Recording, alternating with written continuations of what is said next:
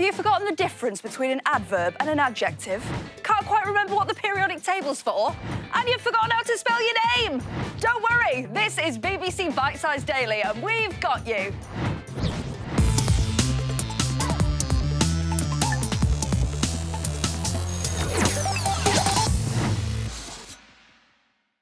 Morning everyone, I'm Katie Thistleton and if you need a boost this morning, you've come to the right place. This is the show that's here to give you that extra helping hand with your schoolwork and get you feeling positive about the day ahead too.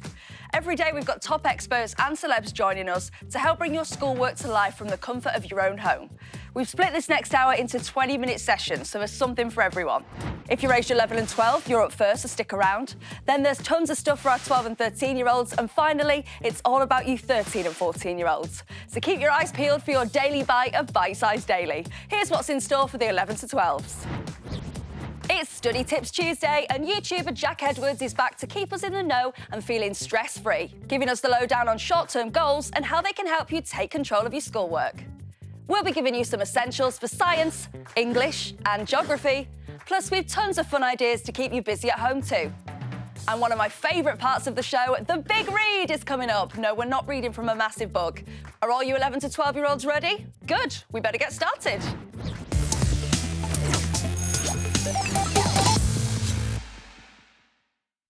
It's Study Tips Tuesday here at Bitesize Daily, and if you're 11 or 12, you might well have had that feeling that sometimes there's just too much to think about and too much to physically do in a day with all this studying.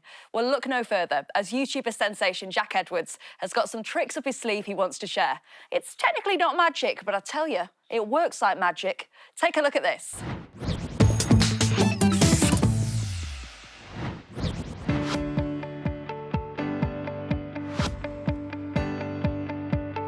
What are your top tips for remaining productive when you're studying, Jack? Well, number one for me is to find the perfect environment to study in. So just finding your study spot or your productivity spot. And for me, I think I like to have a separation between if I'm sitting on my bed and relaxing, whereas when I'm at my desk, I'm actually getting work done. And I think it's quite nice to have that separation. Sometimes your bedroom is very much your space, and it can feel like it's just a space to relax, and it's, you know, it's where you sleep, and it can have that connotation almost in your head of this is where I chill out. And actually knowing that maybe your desk is your spot where you always are hardworking, you're productive, you're focused is really useful. Similarly, finding a room in your house that is kind of maybe like sitting at the kitchen table or something like that where you always associate that with being productive and getting work done is really, really useful too. Thanks for that, Jack. If you found that useful, don't forget to head to bbc.co.uk/bitesize, where there's loads more top tips waiting for you. And Jack will be back next Tuesday with more exclusive footage, so keep your eyes peeled for that. Now then, our first subject of the day is science, so let me introduce you to our science mastermind and presenter, Dr. Tim Gregory! Hello, Katie. Thanks for having me. Oh, it's lovely to have you. And you're an actual doctor as well, but I'm going to cut to the chase and save you the embarrassment of my doctor jokes. Tell us, what type of science do you have on the cards for us today? Today, we are going to do some biology. We're going to be getting into the nitty-gritty of cells, specialised animal cells and plant cells. OK, that sounds good to me. Well, before we start, let's break down some of the basics. Have a gander at this. Specialised animal and plant cells. Organisms are made up of cells. Many organisms are multicellular. This means they're made up of many different cells. Most cells, whether plant or animal, have a nucleus, a cell membrane, cytoplasm and mitochondria, where respiration occurs. Plant cells also have a cell wall, a vacuole, and can have chloroplasts, where photosynthesis occurs. In both animals and plants, specialised cells have a specific role to perform. To help them do these jobs, they have special features or adaptations. An example of a specialised animal cell is a red blood cell. It has no nucleus. This adaptation allows it to maximise the oxygen it can carry around the body. The root hair cell is an example of a specialised plant cell. Tiny hairs poke into the soil and increase the surface area, an adaptation that allows more water to be absorbed.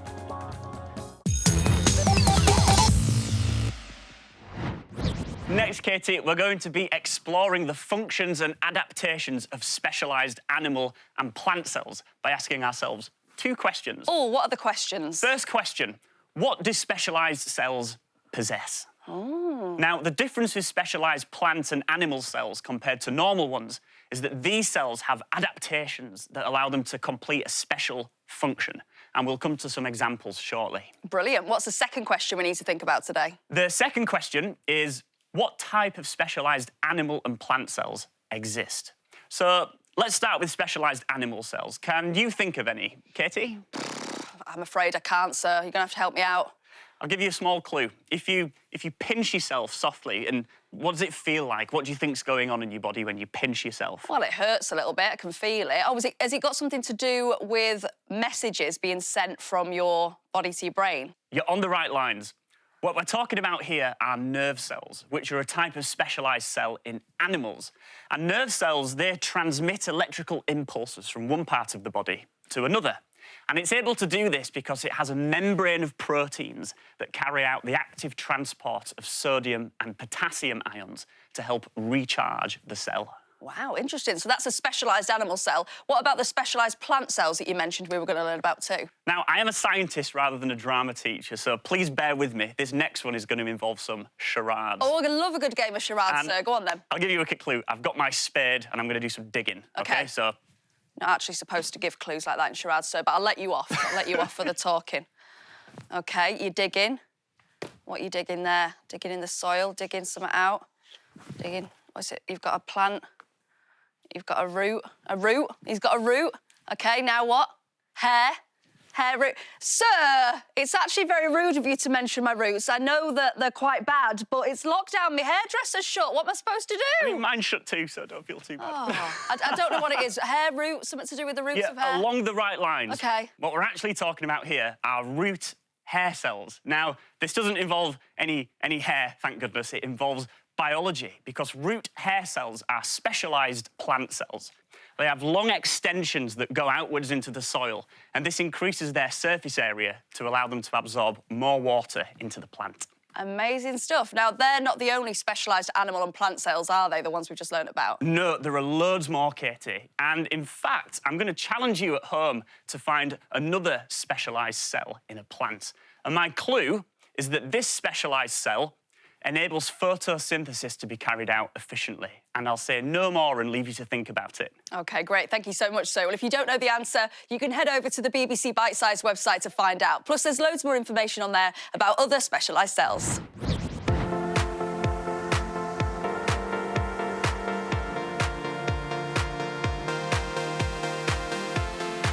Specialised cells are cells designed to carry out a particular role in the body, such as red blood cells, which are designed to carry oxygen.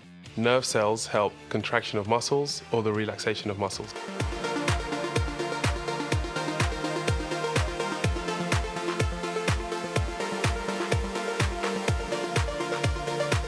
Whoa! What on earth are these? They look like jelly beans with attitude. They are cells, the basic structures of life. Let's change our animal cell into a plant cell. OK, the first extra is a large sac called a vacuole. This contains the cell's sap.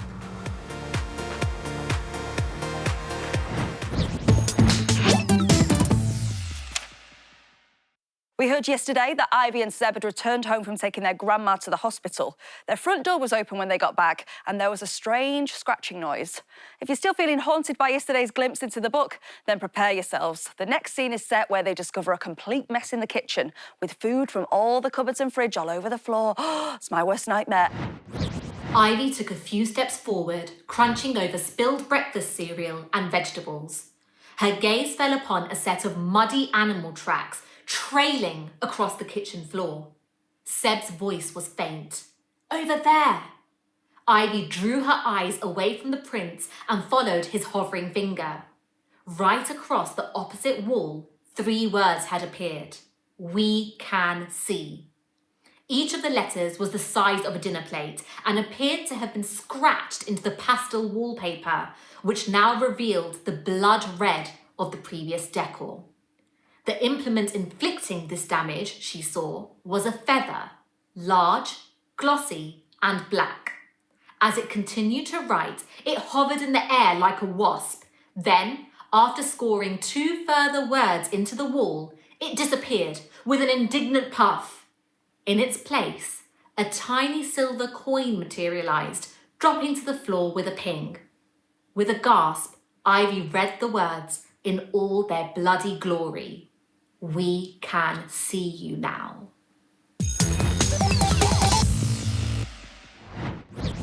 Wasn't that brilliant? I'm not sure about you, but I've got a chill down my spine now. Mr. Burton's here with us to chat about the book. What did you think of that, sir? I thought it was fantastic. I think the way the author describes everything is so clear and so vivid. It feels like the scene's happening almost in front of you, doesn't it? Yeah, it definitely does. So if we were writing a story, really thinking about those descriptive words that set a scene, really brings a story to life, doesn't it? Definitely. I think descriptive words in this particular story help us to sense that desperation in Seb's voice when he says, "Over there," and so inevitably we want to know, along with Ivy, just what he'd seen. And this use of description helped build tension as well throughout the extract as we start to realise the extent of the danger the children could be in. Definitely. And Anita read it so well that you're left with so many of these unanswered questions at the moment that you really want the author to answer. So, you know, what is happening to them? Are the children going to be OK? And I think the ultimate question that we all have is, who on earth is watching them? It's no wonder I want to flick over to the next page right now. If you do too, there are plenty of online libraries where you may be able to find the ebook or audiobook. Our next subject of the day, you guessed it, is English. But it's English like no other because Mr. Burton's with us for this. So, Mr. B, what are we going to be learning about today? Well, I'll give you a clue, shall I? One of the things we're looking at is commonly used when we write, but I'll pause before I tell you exactly what it is. So we're going to be learning about commas by any chance? I think we're probably going to be learning about commas, but let's find out, shall we? You've guessed right, Katie. We're going to be getting to grips with commas as well as the use of full stops too. Great. So why is it important that we know how to use commas and full stops correctly? Well, let me demonstrate. If we look at this sentence, for example, Tony, his mum's favourite, was given chocolate cake for tea. The sentence is about Tony eating chocolate cake. We don't need his mum's favourite for the sentence to make sense. It's just extra information. OK, so a comma's being used there to mark out the less important part of the sentence, then it's kind of like a side note. Yeah, exactly right. There are, in fact, 3 reasons why you might use a comma. The first one is to separate items on a list. OK, such as apples, pears, bananas and pineapples. And remember, always use "and" to separate the final 2 items on the list. So the second rule is to introduce direct speech. OK, so that could be in the sentence, Katie said, comma, speech marks, welcome to BBC Bitesize, speech marks. Is that right? Yeah, that's right. And the third rule is to separate phrases within a sentence. Oh, OK, so I might say this sentence. Katie was looking forward to the weekend, comma, but she wasn't allowed to go out because of the lockdown. Exactly. Remember, you can't separate sentences using commas. That's called a comma splice, and that's not correct. OK, I'm feeling confident with the comma now, but how about full stops? Well, a full stop always goes at the end of a sentence, unless, of course, it's a question or an exclamation. It's really important you don't use commas where you should use a full stop. And a really good way to remember it is to ask yourself, can these words stand alone as a proper sentence? If so, then you need to put a full stop or a joining word, so and or but definitely not a comma. OK, great, I get it, but I feel like I need a little bit of practice, so how can we do that? Well, I'm glad you said, because it is time for the big quiz. Way! So, is the comma used correctly in the following sentence? The cat sat on the mat. The cat sat on the mat. Yeah, I feel like that looks right. No. This sentence is a single clause and it doesn't need a comma at all. Sorry. The second one, number 2, is the comma used correctly in this sentence? We bought croissants, rolls and a baguette at the bakery. Yeah, that looks right to me. There's a comma and then there's and for the last one. Yep, remember, commas are used to separate items in a list. And the third one, is the comma used correctly here? The garden still needs plenty of work, but the weather has been good. Yeah, I think that's separating 2 phrases, isn't it? Yep. So independent clauses that are joined by coordinating conjunctions, such as and, or but, or for, or, nor, so, yet, etc. They need a comma before the conjunction. OK, got 2 out of 3 right, not bad. If you found that easy or you need a little bit more practice like me, why not read an extract from the book you're reading and highlight all the commas used in the chapter and explain what each one is for? It works a dream, trust me. Thank you very much, Mr. Burton. We'll see you again very soon, but if you get stuck at all, just head to bbc.co.uk/bitesize for all the answers. You'll find everything you want to know on sentences, clauses, adjectives, direct speech. You name it, we've got it. My name's Ben and I'm a professional drone instructor. I'll be completely honest, English wasn't my favourite subject. It's only because I couldn't really see the real-world applications of a lot of the things that we were learning in the classroom.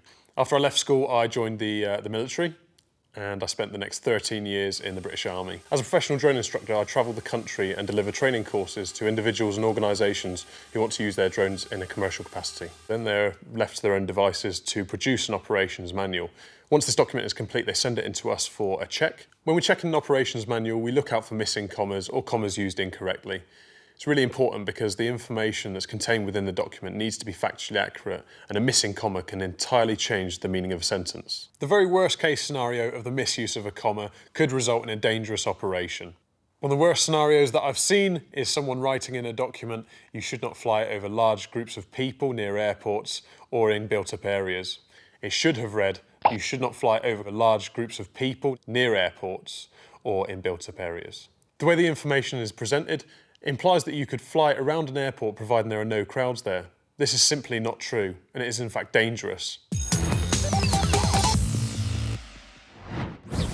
Right, next up, we've cherry-picked geography as our extra subject today. And that's for a very good reason, because the topic of choice is to do with something we can all relate to. No, it's not our love of food, but it's close. We're looking at shopping.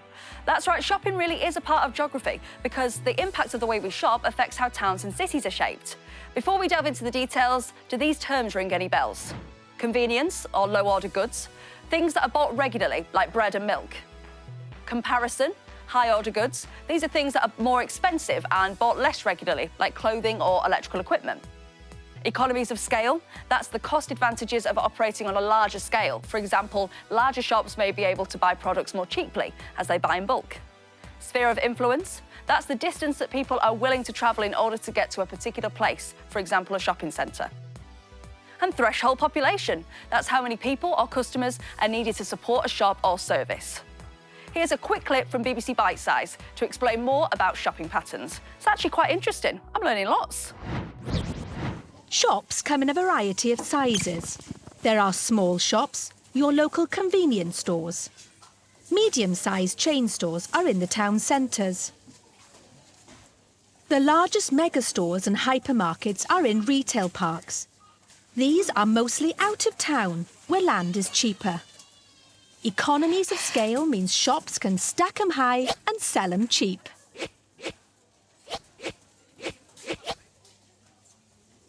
Free parking means they've been popular since they appeared in the 80s.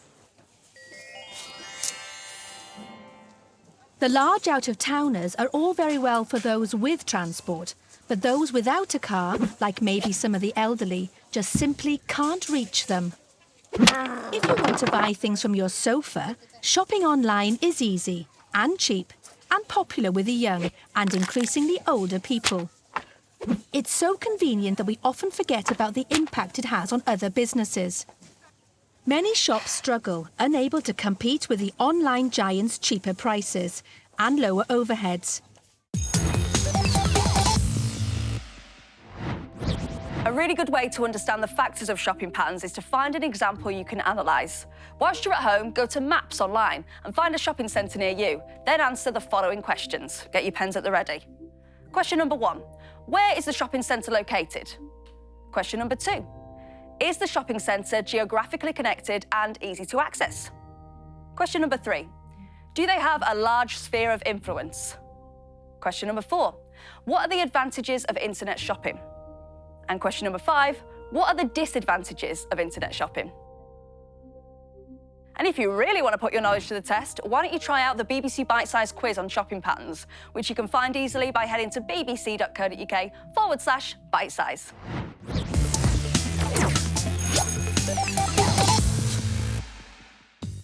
That's it for all you awesome 11 to 12-year-olds, but the learning doesn't stop there. That was just a taster of what's available to you on the BBC Bitesize website. There you can revise what you already know, learn what you don't know, and just have fun with all the online activities. And don't worry if you came late to the party, because you can catch up on this show by going to BBC iPlayer. Just search Bitesize on iPlayer and you'll find us in no time. And if you'd rather watch it on a tablet, you can also download BBC iPlayer for free in your normal app store. Let's leave you now with some words of wisdom from our trusty in-house health guru. If you're feeling a bit tired and not so productive, and trust me, it happens to all of us, including me, then exercise is actually a really great way to boost your energy levels. So whether or not it's 10 minutes or 30 minutes, it really doesn't matter. What you'll find is after exercising, you'll feel more focused, more productive, you'll have more energy and more concentration. So give it a go and see if it works for you.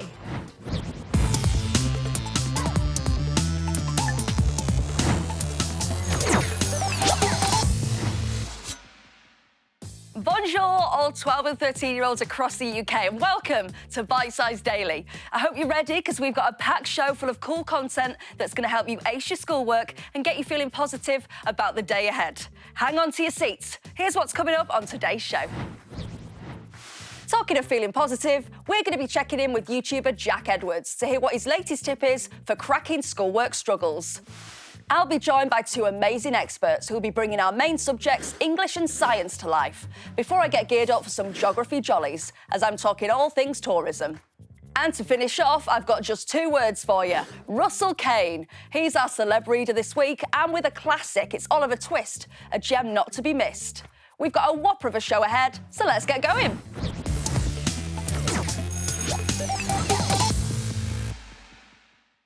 Yep, it's Study Tip Tuesday. As you know, it's really important to look after ourselves, especially when it comes to schoolwork. A while back, I met with the brains behind Studying Smartly, YouTuber Jack Edwards, and wow, did he have some amazing tips.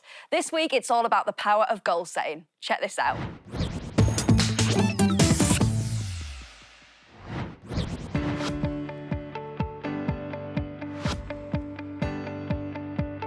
Make sure other people sort of know that you're studying, in a sense that you could have a do not disturb sign on your door. Maybe less extreme than that, you could just tell someone like, okay, I'm going up to my room now, I'm going to do a couple of hours of studying, and they'll almost know not to come and knock on your door or be like, hey, do you want to come and do this really fun thing? Watch this video that I've just found online. So instead of having a huge to-do list, just break it right down so that it does seem a little bit less intimidating, because it can feel like a colossal task, something that you're never going to fully achieve. And so breaking it down, achieving things regularly is really, really useful to feel like you're actually being productive and you are working hard and it's paying off. Back of the net, thank you, Jack. If that helped, then head over to BBC Bitesize after the show to get some more study hacks and ideas so you can find out what works for you. Science is up next, so let's meet the brains behind the operation. It's Dr. Tim Gregory. What are you going to open our minds with today, Tim? So today, we're going to be taking a close-up look at something that you're actually doing right now. Oh, talking as usual? Almost. We're going to be looking at breathing. Ah. We're going to be looking at the mechanics of breathing and use a model that will help us understand the movements of gases in and out of our lungs. OK, well, I'm already thinking about my breathing far too much. I can't even talk properly now. So whilst I get my breath, here are some things that might be useful to know. How we breathe. Breathing, or ventilation, is the process of taking air into and out of the lungs. When we breathe, air, made up mainly of nitrogen and oxygen, enters our body through the mouth and nose. It travels down the trachea, or windpipe, into one of two bronchi and into bronchioles before entering one of millions of alveoli, where gaseous exchange takes place. When we breathe out, the process is reversed and other gases, now containing less oxygen and more carbon dioxide, leave our lungs. Two important structures for breathing are the intercostal muscles and diaphragm.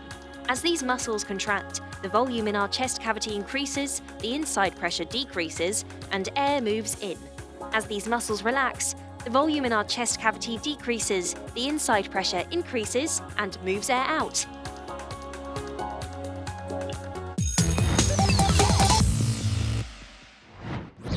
That was so fascinating. What's next, Dr. Tim? All right, next, let's use what we've just heard there to figure out more about how we breathe. Or what we should really be saying is how we ventilate. Ventilation is the scientific word that we use for breathing.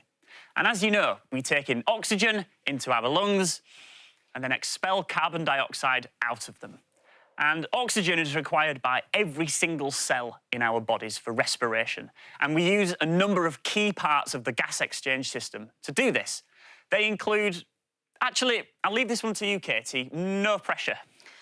Bring it on. Well, they're on the auto cue, so on the camera, so I know the answers. Your trachea, your windpipe, bronchi, bronchioles. Yep. Alveoli, the little air sacs. Yep. Intercostal muscles. Perfect. And there's one more, and it's a really, really important one. Ah, yes. The diaphragm, it says it right there. Nice. And our ability to control our breathing is a wonderful thing. We're doing it every moment of every day. Whether it's playing the saxophone or singing or even scuba diving, we're all doing it. Ventilation is an absolute must. So it's really important that we understand the science behind it. And there's one thing in particular that's easily mistaken. What's that then, sir? It's really important that we understand that we do not suck air into our lungs. Ventilation is a passive process which occurs naturally without even thinking about it. It's actually our diaphragm and the intercostal muscles that expands our chest volume, and it's this difference in pressure that results in the air moving in and out of the lungs. And I've got a nifty animation here that clearly demonstrates this in action. So the gas exchange system is made up of your lungs and your airways. The lungs fill with oxygen-rich air from the atmosphere, and this oxygen is then transferred into your blood via the alveoli. Carbon dioxide goes the opposite way. The alveoli pass it from your blood back into your lungs before you exhale it. And the intercostal muscles, they're the ones between your ribs, and the diaphragm, that's the muscular sheet under your lungs, contract and relax to help us breathe. Wow, it's absolutely amazing that our bodies do this all the time and we don't even have to think about it. It really is amazing. And what's also incredible is that our gas exchange system can become more and more efficient when we practice it by leading an active and healthy lifestyle. So with regular exercise, we can take in more oxygen and get rid of more carbon dioxide? Absolutely. And that's because our muscles get stronger and our lung capacity increases over time. All it takes is practice, and this is why elite athletes can practice at such high levels. Well, I know all about that, of course. That's awesome. Thank you so much, sir. If you think that was interesting, then you're going to love what we've got for you over on the BBC Bitesize website. Just search bbc.co.uk/bitesize, and you'll find videos, diagrams, and lots more that shows the human body inside and out. It'll blow your mind. For us, breathing is an important way of getting oxygen into our lungs, but it mustn't be confused with the process of respiration. The air enters the lungs once this sheet of muscle, called the diaphragm, is contracted and becomes flatter, and these muscles in between the ribs have raised the chest up and out. The air flowing in is colder and drier than the air exhaled. It also contains more oxygen and less carbon dioxide.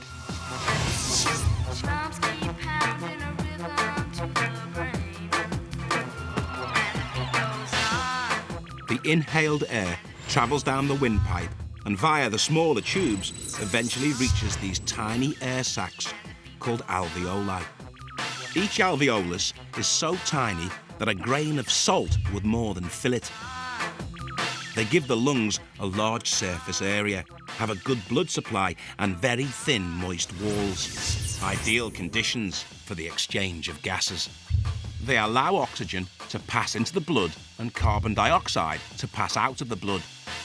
All the alveoli put together have a huge surface area, about 40 times that of the skin. This enables large amounts of oxygen and carbon dioxide to pass into or out of the body efficiently.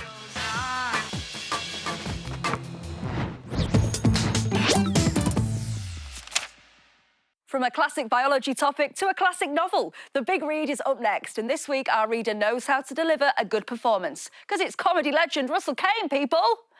If you didn't know already, Oliver Twist is set a long time ago in London and tells the story of an orphan. The extract we're going to hear now details his first encounter at the workhouse. That's where they used to send children to work when their families couldn't afford to look after them. Take it away, Russell. "Boy," said the gentleman in the high chair, "listen to me. You know you're an orphan, I suppose?" "What's that, sir?" inquired poor Oliver. "The boy is a fool." "I thought he was," said the gentleman in the white waistcoat in a very decided tone. "If one member of a class be blessed with an intuitive perception of others of the same race, the gentleman in the white waistcoat was unquestionably well qualified to pronounce an opinion on the matter." "Hush," said the gentleman who had spoken first. "You know you've got no father or mother and that you were brought up by the parish, don't you?" Yes, sir, replied Oliver, weeping bitterly. What are you crying for? Inquired the gentleman in the white waistcoat, and to be sure it was very extraordinary. What could the boy be crying for? I hope you say your prayers every night, said another gentleman in a gruff voice, and pray for the people who feed you and take care of you, like a Christian. Yes, sir, stammered the boy. The gentleman who spoke last was unconsciously right. It would have been very like a Christian, and a marvellously good Christian too, if Oliver had prayed for the people who fed and took care of him. But he hadn't, because nobody had taught him. How brilliant was that? And how brilliant is this? Mr. Burton's back to talk to us about the book. I really feel sorry for Oliver. That poor boy can't even imagine being in his position, sir. He's not got any loved ones to look after him. No, I couldn't agree more. Oliver's a really young boy. He's just started working at the workhouse. I just couldn't believe the gentleman referred to Oliver as boy, as if he doesn't need to call him by his name. I mean, how rude and disrespectful. I suppose that is a really rather cold tone, isn't it? It's not something we're used to hearing, and the impact on us when we're reading that, we feel it a lot more. Yeah, definitely. Very rude indeed. And it's not just that, which seems to be unfair on Oliver. What about the moment that the adult calls him a fool? Perhaps he hadn't heard the word often before, and so instead of the man explaining what it means there and then, he just ridicules him. This seems to be very mean of him. It gives you an insight into the type of character he is, doesn't it? Definitely. You'd think the coldness of this gentleman would stop there, but unfortunately it doesn't. I mean, later on in the extract, the man explains what an orphan is, but it's done in a really insensitive way. He just states it outright, and then he's surprised at the fact that Oliver cries. He's clearly showing a lack of empathy, and it's really hard for us to hear that as a reader. Yeah, you're so right, sir. And to top it all off, the adult reminds Oliver to pray and thank the people who care for him. And it's ironic because we could question if he's even being cared for at all, the poor lad. Yeah, I think that lack of care you're talking about is reflected here. There feels like there's a real sense of hierarchy, and the short, repeated remark, yes, sir, shows us this. You feel like Oliver's almost scared to speak. Yeah, you definitely do. It's a really good point. The language used to describe Oliver's speech, such as stammered, clearly shows that the gentleman is someone he deeply fears. Well, we'll see what happens tomorrow, because Russell is back to read another extract. What a treat. Or if that's too long to wait, try getting hold of an e-book or audiobook online. And keeping on the theme of books, our next subject is English, and of course our resident bite-sized wordsmith, Mr. Burton, is staying with us to keep us on track. Right, Mr. Burton, what have you got planned for us today, then? Well, I've come with everything you need to know about how to punctuate speech, which is really, really important when you're writing dialogue.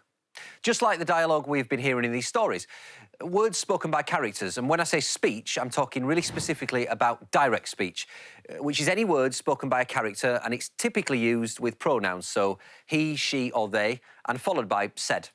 OK, so like the line, yes, sir, replied Oliver, weeping bitterly, that we heard Russell read in the extract from Oliver Twist before. Yep, that's direct speech, and we'd use speech marks, sometimes known as quotation marks or inverted commas, for the spoken words, yes, sir, as those are spoken words.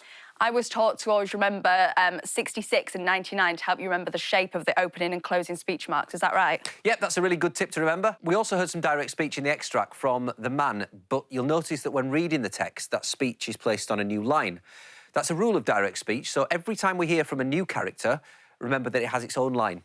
OK, so Oliver's yes, sir would be on a separate line to the direct speech from the gentleman? Yeah. Absolutely. So, yeah, and if there's lots and lots of dialogue from the same character, try your best to avoid putting it all on one line, as it'll be a little bit confusing for the reader. A really good way of practising using direct speech could be to write a short story about two characters who are camping in a forest overnight, for example. If you include dialogue and punctuate it carefully, then you'll grasp it quicker than you think. Or a story about two people on lockdown together. Yes, absolutely. It's going to be those two, isn't it? If you need some reminders about how to punctuate speech before you begin writing your story, head to the BBC Bitesize website, where you'll find all the info you need. You can even do the direct speech quiz too. Here's a little sneaky peek of what you can find on there.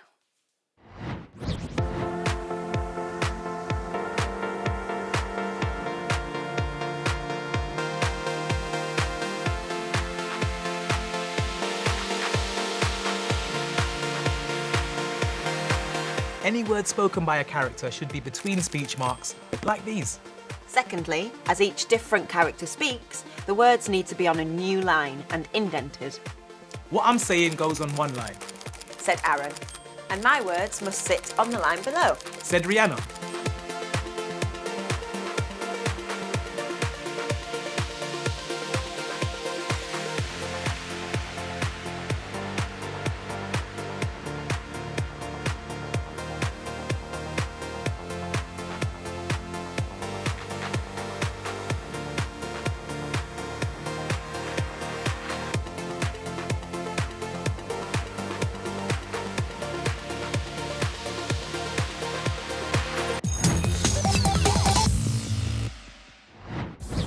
And we're back. It's geography and our final subject of the day, and I've chosen a topic you can't not love. It's tourism. More specifically, we're going to look at why global tourism has increased over time and find out its pros and cons. Now, when it comes to managing tourism, looking at our national parks is a good way to assess this. These pockets of countryside across the UK are particularly difficult to manage as their aims are to provide employment and leisure whilst also protecting the landscape.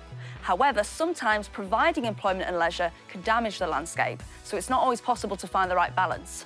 There's a lot to think about when it comes to tourism, but BBC Bitesize has broken this down for you so it makes things easy. Before we get on to the positive and negative impacts of tourism, check this out. The problem of the large number of visitors and the honeypot effect of an attractive village and landmark like Malham and Malham Cove can create a problem of overcrowding and traffic congestion. Malham is a village of 160 residents but has 500,000 people visiting it a year. So on a normal bank holiday weekend you can have up to 500 cars parked in the village. Now, we have a national park car park there, an information centre. The car park holds 120 cars and 8 coaches. So where do you put the other 380 cars? I mean, farmers do open up their fields to allow cars to park on. You've got pollution, you've got noise pollution, you've got carbon dioxide emissions, you've got traffic congestion.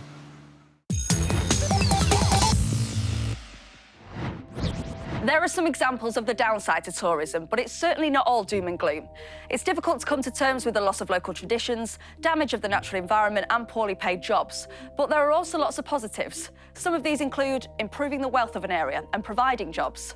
A good way to refresh yourself on all things tourism is to think about your local town or city. What attractions are there for tourists to visit? My task for you, my keen geographers, is to create an advertisement to encourage people to visit your hometown. Also, think about how these attractions are managed and why that would appeal to people. For instance, one way that the tourism of national parks is managed is by a system that makes sure footpaths are well kept. Footpath erosion is common in many national parks, so protecting footpaths and marking routes to direct visitors away from eroded areas whilst they're getting fixed means they can still come to the park but use other paths. Pathways also keep people in particular areas, so parks can manage where they roam. It's all about clever management. I hope I've dug up some answers for you there, but for those I don't have time to talk about now, just head to the BBC Bitesize website to find out everything you need. It's as simple as that.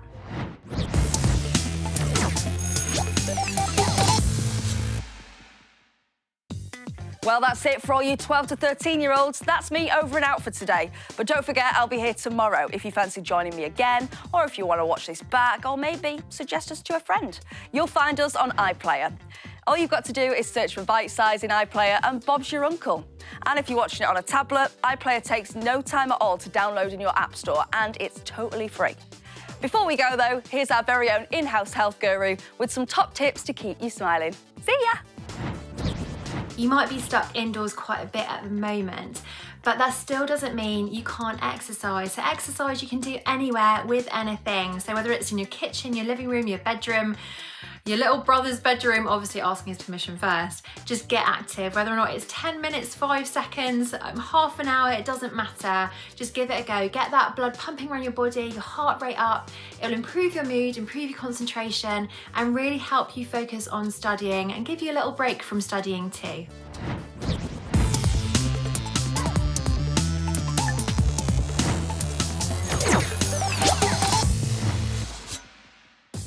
On to our final part of the show now for all you 13 and 14-year-olds who've joined us. Some might say we've saved the best till last. Get your brains in gear. Here's what's coming up on today's show. Up first in the mix, we've got YouTuber star Jack Edwards, who's all about managing your daily routine. Then we've got a science teacher who's tried to be an astronaut, here with all your science. Funny that. Then an English teacher from the telly and from Yorkshire, with everything about English. And a comedian who can make you cry, with laughter of course, and who loves a big read, Ace. And if that doesn't tick your boxes, this subject will, as I take a trip into geography with you. Let's do it, shall we? Let the show commence.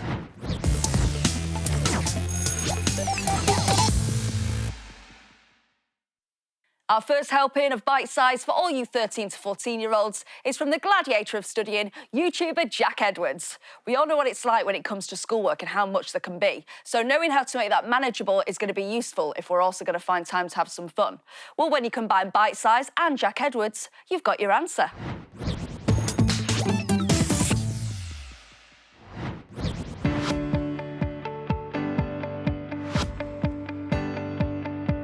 You can actually train yourself to be more productive by practicing different things, giving things a go, rather than just ruling something out and going, oh, that will never work for me. Maybe it actually will. One thing I always say is work smart, not hard. So I think you don't always need to be labouring over a textbook for hours and hours and hours when maybe making flashcards for 15 minutes will make things sit in your brain a little better, rather than just counting down the hours and thinking, okay, I've been in the library for 8 hours, therefore I will pass this module. Some people will spend an hour doing really efficient work and do just as well. Yeah, I like that. I like any excuse to work for an hour and not for 8 hours. That sounds good to me. Yo, give me a beat, y'all. Respiration is the domination of every situation. There's no counting the breaths because we've got a gas exchange system that our body accepts. Our intercostal and diaphragm interaction is nothing if we don't have the oxygen traction. And remember, yeah, respiration ain't breathing. Respect. Boom. Sorry about that. It's my pleasure to welcome Dr. Tim Gregory to bring us back to earth after my jaw-dropping performance there. That was absolutely amazing, Katie. Thank you. Maybe next time stick with the presenting, though, and leave the science to me. Yeah, I think I probably should. Check this out, bro. Understanding respiration. Do not confuse respiration with breathing, or, to use the scientific name, ventilation. Respiration is a chemical reaction. It occurs in all plant and animal cells. During this reaction, energy from glucose is released. This energy enables organisms to live. Aerobic respiration requires oxygen.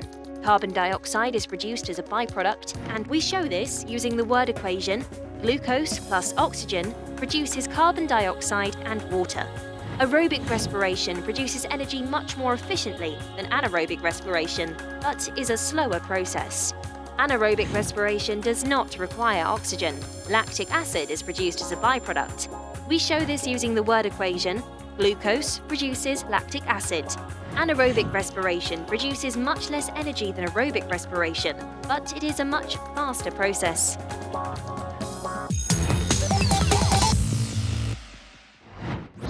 OK, so let's expand on what we've just heard, shall we? All right, Katie. So what we've already learned is that respiration is not the same as breathing. It's a chemical reaction.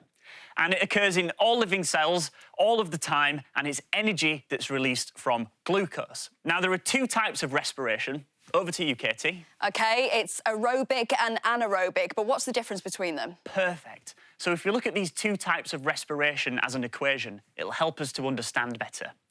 Aerobic respiration occurs in the presence of lots of oxygen, like if we were running a marathon or something like that. And the equation that represents this reaction is glucose plus oxygen gives carbon dioxide plus water.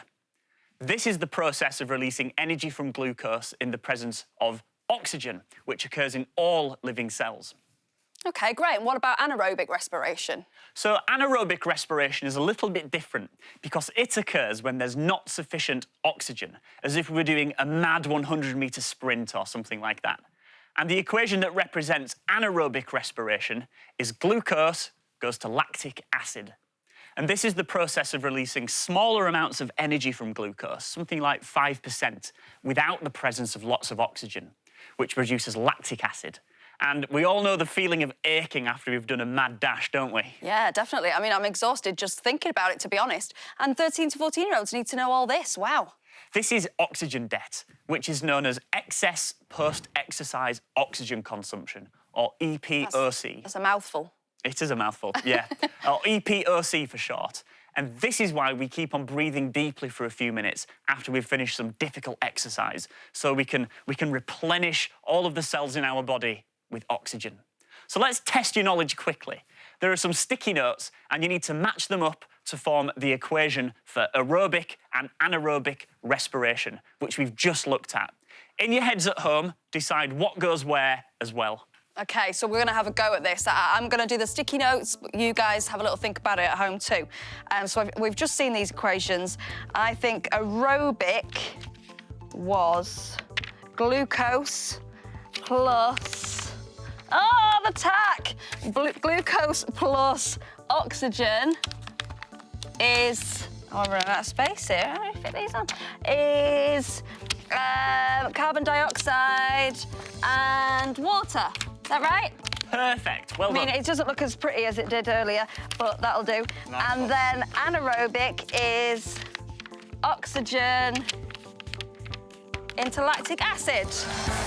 The top one is perfect, Katie, but the bottom one, there's a slight mistake. We put an extra oxygen in there as a red herring. Oh, you cheeky. I know, trick question. Anaerobic respiration is actually glucose goes to lactic acid. OK. So there isn't enough oxygen to use the glucose properly, as is the case with aerobic respiration. There we go. It's right now. Perfect. Ta-da! Perfect. No one will ever know. Well, I almost got it. That's just a taste of what you can learn about respiration. But for everything else, just go to the Bitesize website for more. If you're unsure of anything, like I clearly am, don't waste your breath practicing the wrong thing. Head to bbc.co.uk/Bitesize. Now let's get a flavour of what you can find on there.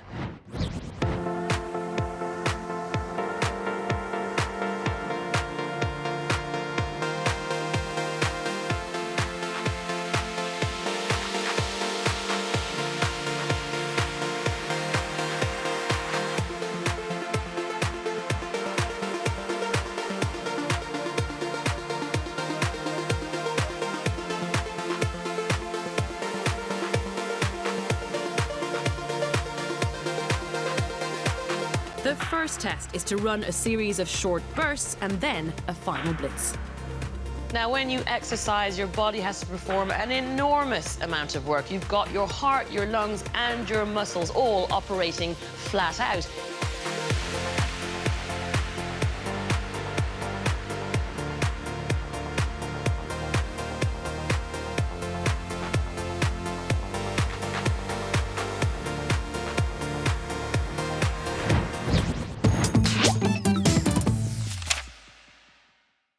It's time for our last big read of the day, and we're going to go out with a bang. Russell Kane is back by popular demand, and he's going to be reading us the next extract of Anna and the Swallow Man. Yesterday, we learned that Anna's father is taken to a concentration camp in the future. But for now, Anna thinks her father is at work. Gulp up and swallow your morning brew, Russell. We're ready for you. 7-year-old girls are a hugely varied bunch. Some of them will tell you that they've long since grown up, and you'd have trouble not agreeing with them. Others seem to care much more about the hidden childhood secrets chalked on the insides of their heads than they do about telling a grown-up anything at all. And still others, this being the largest group by far, have not yet entirely decided to which camp they belong. And, depending on the day, the hour, even the moment, they may show you completely different faces than the one you thought you might find. Anna was one of these last girls at age 7, and her father helped to foster the ambivalent condition. He treated her like an adult, with respect, deference and consideration, but somehow, simultaneously, he managed to protect and preserve in her the feeling that everything she encountered in the world was a brand new discovery, unique to her own mind. Anna's father was a professor of linguistics at the Jagiellonian University in Krakow, and living with him meant that every day of the week was in a different language. Oh, so many unanswered questions. Mr. Burton, I've really enjoyed this book, but at the same time, it has raised lots of questions. Is that done deliberately? I'm guessing that the author's not forgotten to finish off whole chapters. No, it's the intention of the writing, and that's why I love reading so much. It's because it makes us ask questions and think about the book. Yeah, definitely. And speaking of which, I noticed the author stresses Anna's age and what it means to be 7 a lot in this chapter. I wonder what the significance of that is. Well, I mean, to add to that as well, although the writer's writing about the simplicity of being 7, it's done in what we call such a stylistic manner that it makes us want to reread and check our own understanding. It feels a little bit like the author's intentionally making something that's simple a little bit more complex than it probably is, just to awaken our curiosities almost and just leave us with that urge to read on. Yeah, it's a good point, actually. The author also says that Anna's father fostered her ambivalent condition so that she was both mature when she needed to be, but yet a young 7-year-old when she needed to be too. I found this really interesting. It makes me think that Anna could be very clever in getting what she wants. Yeah, I think that suggests that their relationship was on a really grounded on firm foundations. As you say, a dad appears to have struck the balance between guiding his daughter but also allowing her the freedom to be who she wants. We can also gather that her father has passed on his knowledge and expertise in languages onto his daughter. You know, if they're able to speak a different language each day, for instance, perhaps he's equipping her for the future, or maybe he's desperate for her to walk in his footsteps. You're definitely right about this extract. It's leaving us trying to guess lots of unanswered questions, and that's what makes me absolutely love it. Yeah, definitely. Well, it was great to hear your thoughts, as usual, Mr. Burton. Your students are very lucky to have such an awesome teacher. But we're not letting you go anywhere just yet, because we're going to carry on with some more English. So what are we doing next then, sir? Well, do you like quizzes? Oh, I love a good quiz. It's a good way to test your knowledge as well, isn't it? It is, exactly. So let's go straight in with a true or false quiz, shall we? Let's get an idea on our knowledge of semicolons. Oh, I thought it was going to be a little bit of general knowledge, so I've never done a quiz on semicolons before, but I'll give it a go. Good, brilliant. So let's start then. First question is, a semicolon looks like this. Is that true or false? True. False. It looks like this. Oh, of course it does. The other one's a colon, isn't it? It is, it is. Second question. Semicolons can replace conjunctions like and or but. Is that true or false? What do you think? I think that's true. I think they can. They can, absolutely. Well done.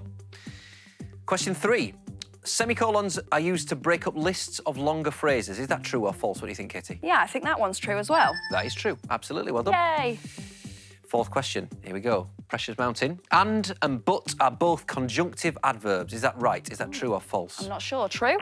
It's false, unfortunately. They are, in fact, coordinating conjunctions. So your fifth question.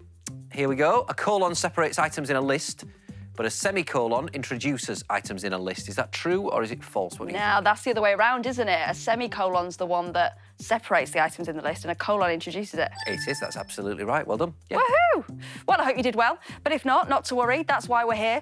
Mr. Burton, can you give us a bit of a recap? OK, I can indeed. A semicolon looks like this. It's a comma with a full stop on top of it. Semicolons are also used to join closely connected ideas in a sentence, and they separate items in a list, whereas a normal colon, the two dots, introduce a list.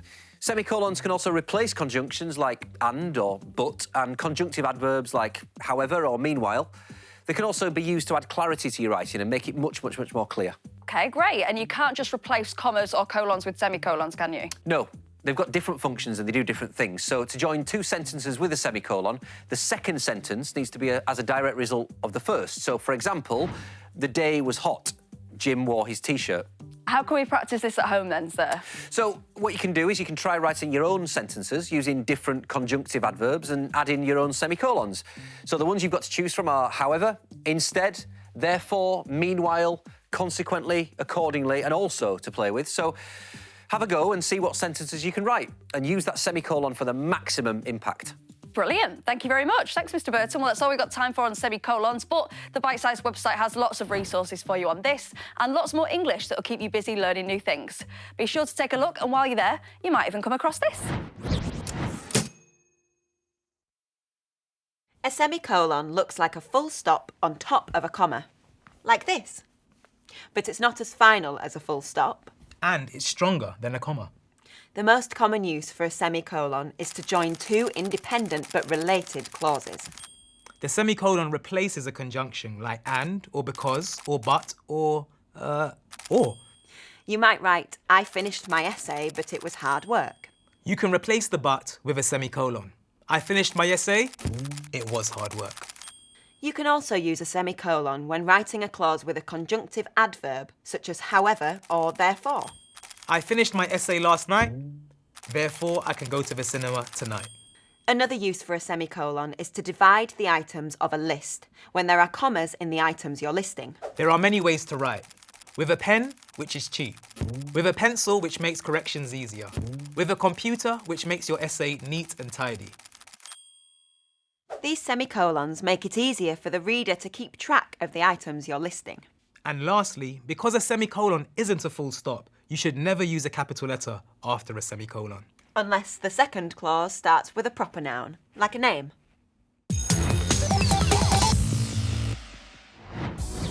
We're finishing up with a spot of geography for our final subject, and we're taking on the topic of development. Now, this is a big topic to cover, but I'll do my best to get you guys started, and then you can continue your learning on the BBC Bitesize website. Let's start with development indicators, which, as you can guess, are used to measure development. They include gross national product, or GNP, the total value of all goods and services produced in a country, plus any income from overseas, life expectancy, and literacy rates. Now then, for the big question of the day, take it away, guys. The big question is, what factors affect development? Oh, thanks, Thomas and Daniel. Good question. We're going to find out straight after this. Shanghai has grown massively in recent years. The city is now a mix of traditional Chinese buildings and shiny modern office blocks. With so many cars on the roads and so much congestion, many people prefer to use public transport. More than 23 million people live in Shanghai. 我们一般在3点15分放学，但是有时候我会有课后活动。今天我要去老师家里上大提琴课，路有点远，所以我要坐地铁。上海有一个非常发达的轨道交通网络，每天有超过500万的人搭乘轨道交通。 它的繁忙程度排名世界第4。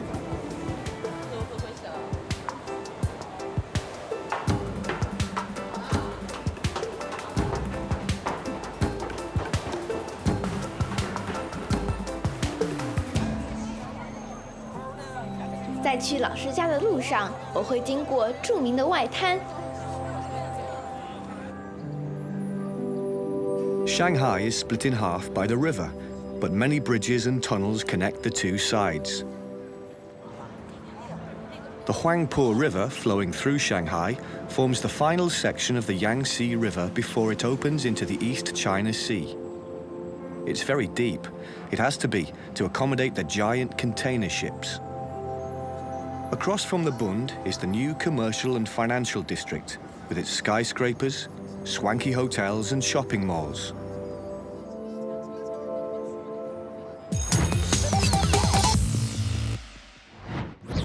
Right then, Thomas and Daniel, let's answer your big question, shall we? First up, what physical factors affect development? These include climate, the availability of natural resources, location and proximity to natural hazards.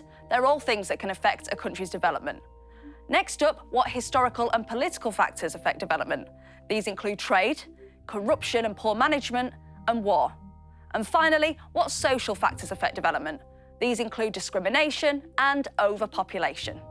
The development of China is a great example, and you can read up all about this at bbc.co.uk/bitesize.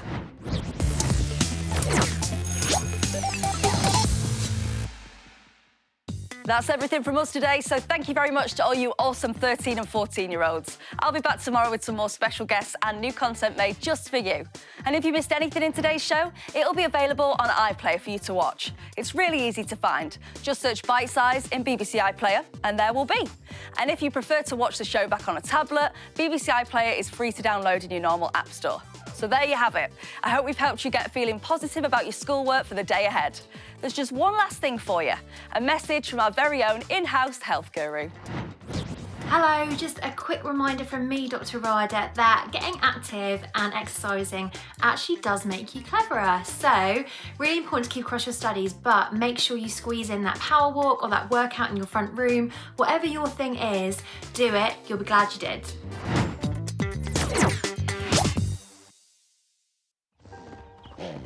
Planet Earth was perfect.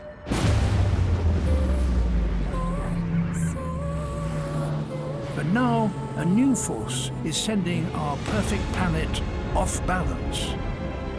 Humans. Can't you see? This is lightning. Focaccia bread comes from which European country? Italy. Correct to nominate. Uh-oh. That was absolutely neck and neck. Oh, the nerves have kicked in now. Remember, stay out of the light and you'll be all right. Lightning, weeknights at 6:30 on BBC Two and iPlayer.